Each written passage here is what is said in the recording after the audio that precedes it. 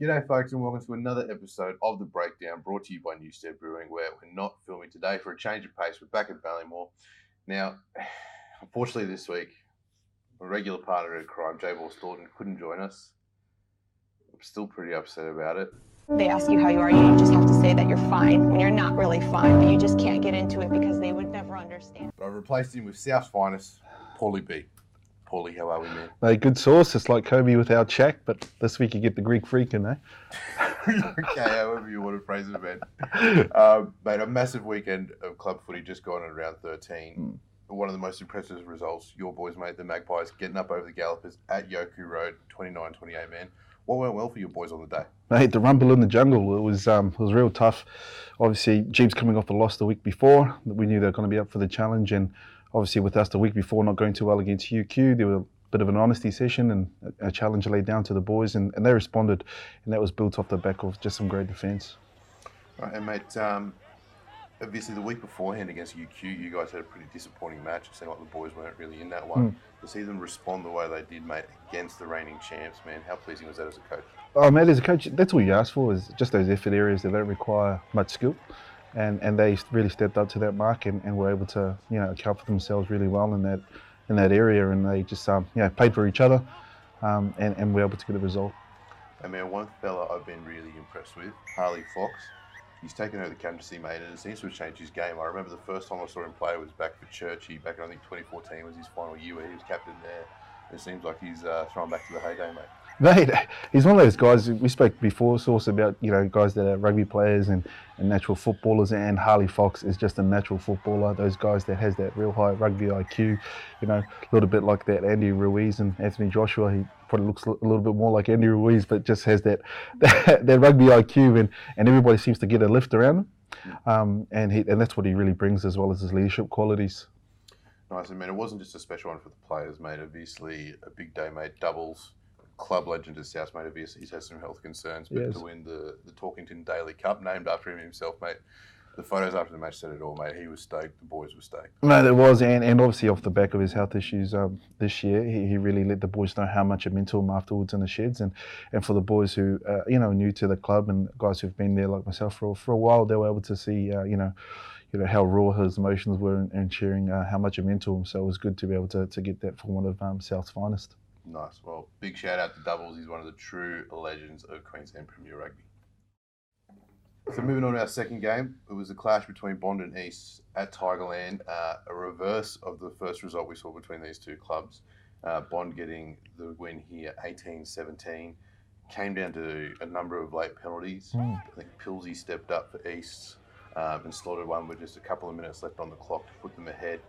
And then Mitch Third came in and turn the result on its head, mate. Mitch Third has actually made a massive difference to this Bond outfit, and they look like a different team. Play with a lot more confidence and have a bit more of an attacking platform, as well as having Gus on the wing as well. So they're going to be a real threat to the competition, and for those that who are yet to play them, have their work cut out for them. Yeah, man, I think the fellow that I've been really impressed with, I think we spoke about in the last couple of weeks, he's a former Southman, Dylan Rowe, because I think he was stuck in sort of reserve grade now, and he was still sort of playing there at the moment, but he went away to Sydney, he's had his Croatian caps and internationally, but he's been absolutely killing it down there in the back row. Mate, he has. He looks like a bit of a caveman now, with the long hair, a bit of the long beard. So, that's it. So, no, mate, he is, and that's one thing you get with Dills is just that real physicality and presence, and it's good to see him going really well there at Bond. But hopefully, he doesn't go too well when we play them. Yeah, true. Well, I know we're covering that game with matches around, so I'm looking forward to that one. But I'm sure the Bond boys had a bit of a sore head this week. It seemed that the boys had a party bus for the rest of the weekend, and I don't think Maxwell Dowd lasted all that long that night. But anyway, that's neither here nor there. Let's shift on to our next game, Brothers v Norths. Now, this was a tale of two halves. Obviously, the Brethren got up here 42-26 in the next battle of the North, but it really was a game of two halves. The North boys were absolutely on fire in the first half. Mate, they were 26-0. It's one of those games where you turn the TV off, isn't it? But again, Brothers just found a way, and almost Crusader-like in their performance, and just going the whole 80. It just shows what championship qualities they do have. Yeah, mate. I mean, I think the difference with the Brethren is I think their match fitness is really good. They just seem to be able to hang in matches, and when it gets to sort of that 60 to 80 minute mark, and some teams can sort of drop off, or the players come on and they don't necessarily have the same impact. The Brothers guys hang in there. But the scary thing is they're going to get Fraser McBride, Michael Wood, and Harry Wilson back in the next few weeks, and those three boys were the best of the junior Wallabies over at the World Cup. I agree with you, and that's got to be the challenge for the rest of the teams in the competition, to see how they can combat the Brothers team for a whole 80 minutes, because at the moment they're running teams down with almost ease, and to score 42 unanswered points in the second half really speaks to that. So it'll be interesting.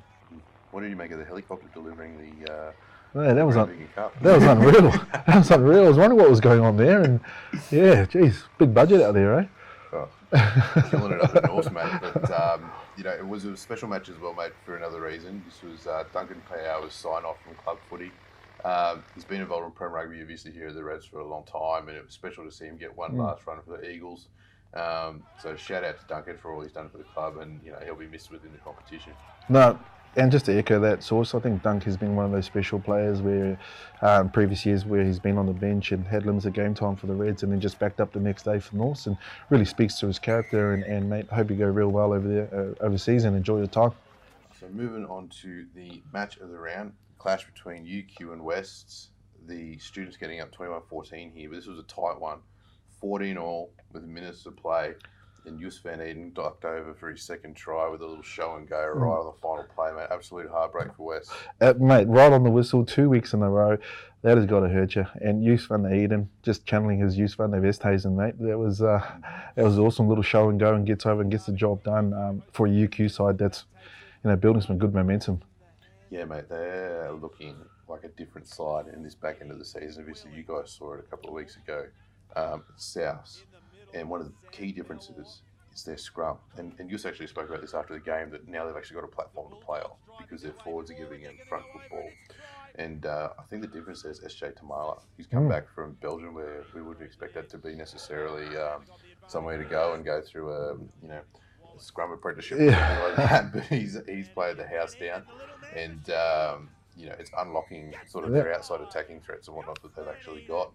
But as we said, UQ are in the top four now, building momentum, but it's going to be a tough one for West now to sort of bounce back and make sure that they're still in that calculations, mate, for finals. Mate, it is, and I guess if there's a positive takeaway for West is that they're actually in these games and they're just losing it, getting pipped at the post, and if they rectify those last few minutes and a bit of game management, they'll go well. And you're right about Belgium. When you think about that, you think about chocolate. So SJ Tamal is, and that's a cornerstone of any attack is a good set piece, and obviously he's doing his part for the team.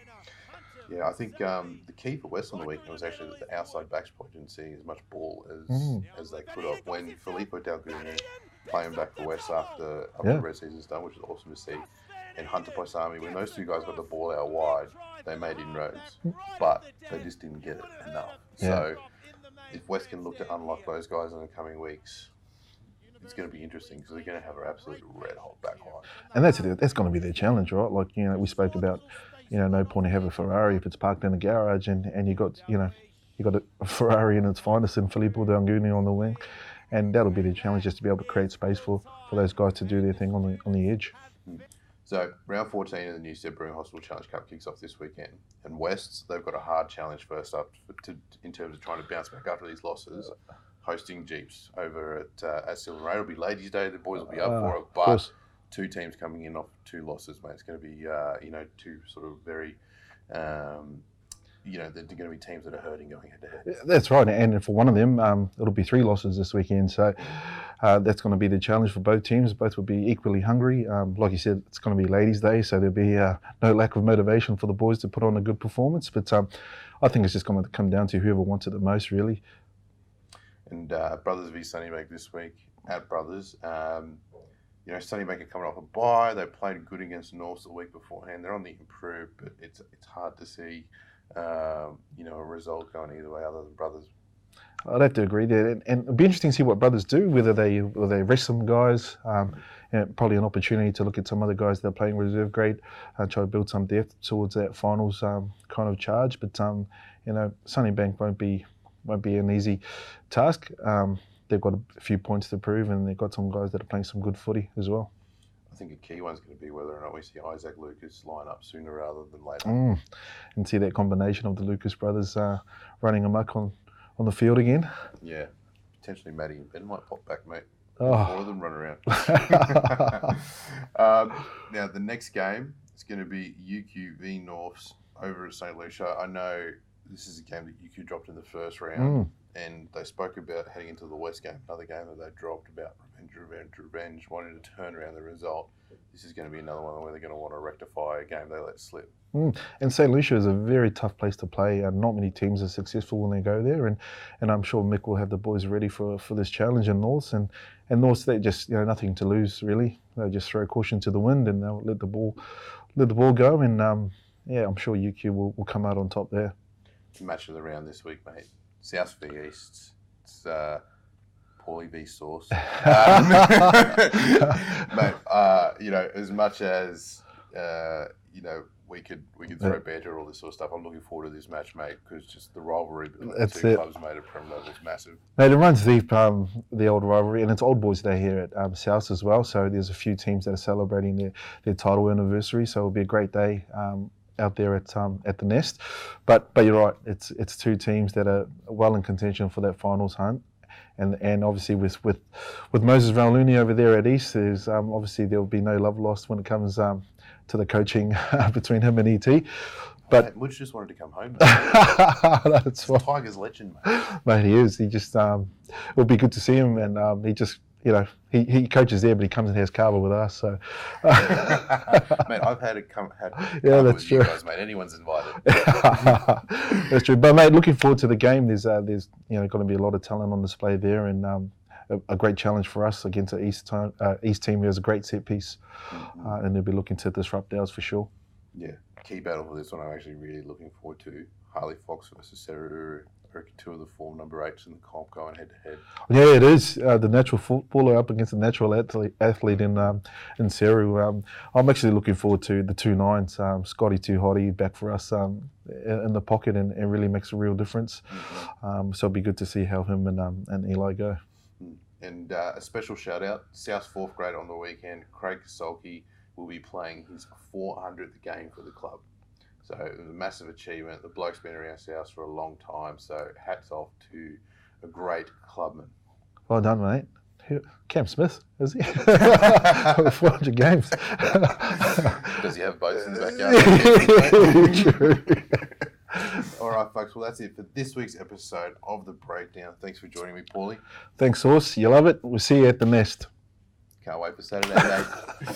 All right, folks, make sure you get out to a Queensland Premier Rugby match this weekend and get around grassroots rugby. If you can't make it to a match, we've got you covered with all 4 Newstead Brewing Hospital Challenge Cup games streamed live and free via redsrugby.com.au. In the meantime, keep an eye on the Prem Rugby Facebook page for more updates.